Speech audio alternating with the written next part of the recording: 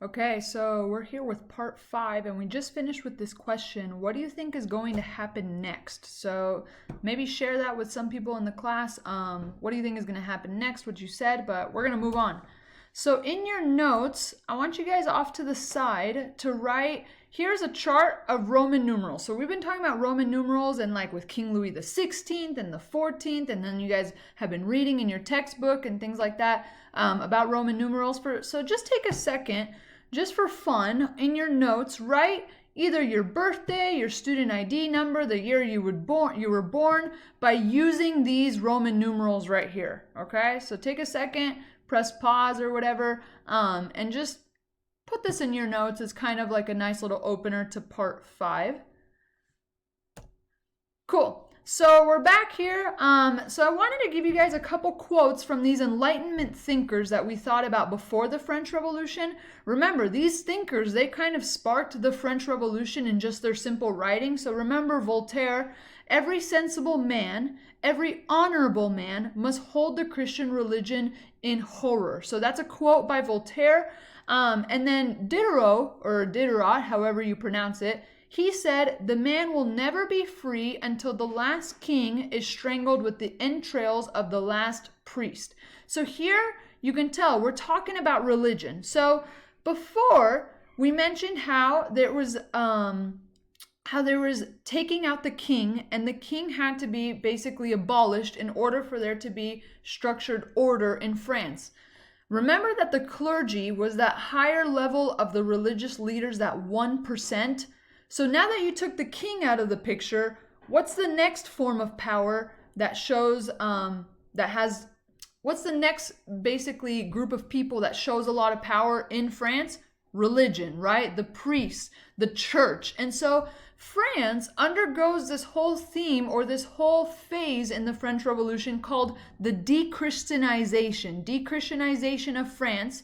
And the goal of the revolutionary government, the goal of the new Committee of Public Safety or the National Assembly was to terminate or to completely get rid of any religious practice or exterminate any religion itself. So the Constitution, so this is like the French word right here, you could see La Constitution, I don't even know how to say it in a French accent, but the civil constitution of the clergy was a law passed on July 12, 1790 that resulted that complete Catholic Church power is taken out. France and the French government has no more to do with religion whatsoever. This was actually one of the more debatable laws that took place during the French Revolution, but complete de-Christianization of France was now happening in the French Revolution. So you can kind of see how this snowballs and becomes a little bit more crazy and crazy as this unfolds within the French Revolution. So with getting rid of religion itself, people have structured their whole lives on religion since they were kids. Their whole lives, and since the Middle Ages, religion has structured everything for them. So now you have to replace it with something else. The same way that we replaced the king with the Committee of Public Safety, now they're replacing the whole idea of church or religious practice. Religious practice in the Catholic Church was now deemed as outlawed and not possible, so they replaced it with what's called the cult of the supreme being, a deist state religion. This is a new religion that takes place that completely kind of morphs what the Enlightenment thinkers thought of, and now it establishes the idea of worshiping reason. The idea of worshiping your own thoughts and your own reason is now what is the new sort of, quote, religion. So this began the worship of, instead of like the church having Jesus and God, now you have the goddess of reason. And here in this picture on the right, this is supposed to be the goddess of reason with France. France depicted as liberty, right? Look at the colors that France is wearing, and this is the goddess of reason. And now you are to worship the goddess of reason. And if you notice here in France's hand, they have the Declaration of the Rights of Man and Citizen. So now it's this whole idea of worshiping the country and worshiping your own reason that you think of in your head, or the goddess of reason itself. So in the meantime, throughout this whole thing, there's this guy named Jean-Paul Marat. And Marat, he is a huge influence to the French people. He's this guy, this is going to sound really crazy, he's this guy that actually lives kind of in the sewers of France, and he has a weird skin condition that makes him have to be in a bathtub all day. I know, it sounds super weird, but he had this weird like skin rash condition that he was basically not bedridden, but kind of bathtub ridden in order to have sort of a soothing feeling over his body because of this weird skin condition that he had. While he would sit in his bathtub, he would write for the newspaper of France different ideas that provoked the people of France, the commoners, to overthrow the king, to start to worship reason, to have all these like kind of progressive ideas of the French people. This was all fueled by some of the writings that Marat had. So Marat, he was a huge influence on the French people, and were many that also had opposing viewpoints and searched for a way to tranquilize the killing. So right now, during the Reign of Terror, people were being guillotined left and right. There's this girl, and you see her right here. Her name is Charlotte Corday. She was a simple woman, and she was sick of the bloodshed. She was sick of the guillotining and people being killed left and right. And Marat, he kept fueling this sort of idea or this sort of wanting to kill people and taking out political leaders. So Charlotte Corday, she took it into her own hands, and she actually went to where Jean-Paul Marat was, and she was then killing him in the moment in order to basically stop his writings and to stop the guillotining. And then because she killed him, he was then identified as a martyr for the revolution. A martyr is somebody that dies for a cause. And so now that she killed Jean-Paul Marat, here you can even see the knife that is plunged into his chest. Now he's basically someone that died for the revolution and is continually seen as noble towards the people, the commoners during the revolution. So, with the de-Christianization, these are the new laws that come into play. Number 1, all right, all priests and persons protecting any religious idea or anything that has to do with the previous religion of the church, they're put to death on the spot, guillotined. So that's the first law. Okay? These laws, France increased the intensity and enacted the law of September 17th, 1793, also known as the Law of Suspects. Number 1, all priests and religious persons executed.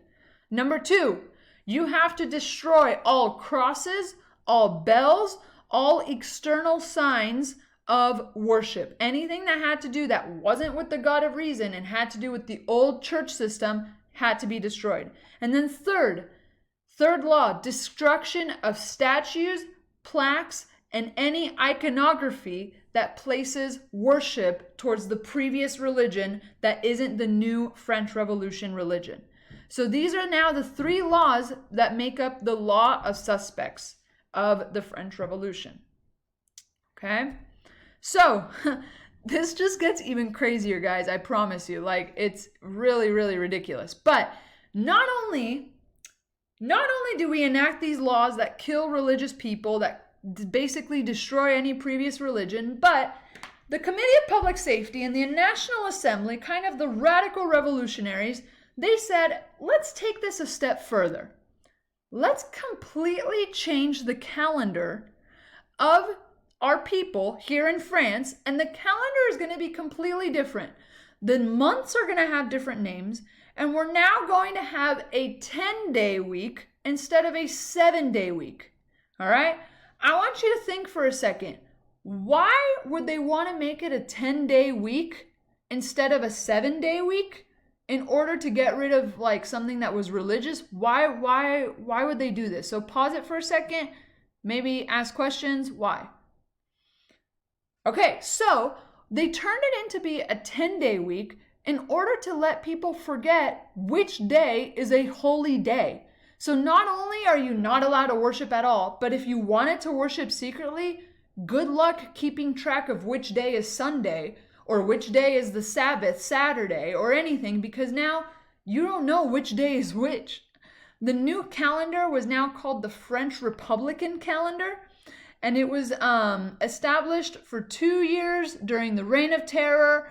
And it honestly was probably the most violent part of the French Revolution was during this time. These then created festivals of liberty, festivals of reason, festivals of the supreme being. They were officially established, taking out religion altogether. So here's a fun little activity for you guys. I want to show you here how this was broken up for the next, not 2 years, 12 years. Hours, minutes, and seconds. This is how it's broken up. A day is divided into 10 hours. Each hour is divided into 100 minutes. Not 60 minutes, 100. Each minute is divided into 60 seconds. Therefore, this is the crazy part. 1 French second, if you did all this math that I wrote out here like last year, 1 French second equals to 0.864 regular seconds in our day-to-day. What? So now, let's look at the years, month, and days. Each year is divided into 12 months. Okay, we're used to that, right? Each month is divided into what's called 3 decades, which would be kind of like our weeks, you know? And each decade or week is divided into 10 days each.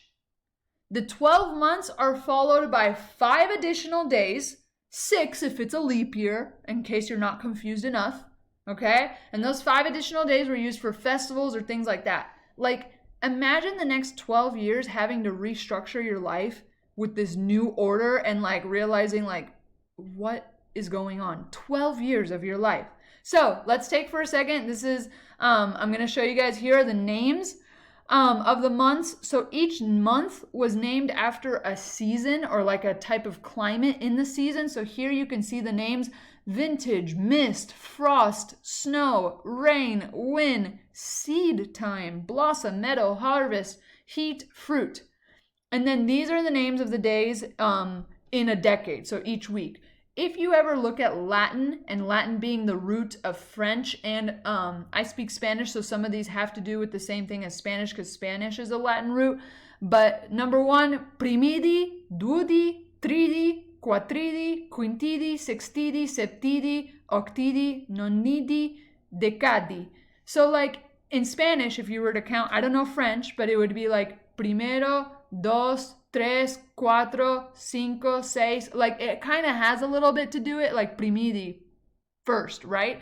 But so before I break up this next part and I end it, I want you guys to use this QR code and actually calculate what would be your revolutionary birthday if we still used the revolutionary calendar. Like if you were in France and they still use the revolutionary calendar, use this QR code or put in this link and put in your notes, what would your revolutionary birthday look like, okay?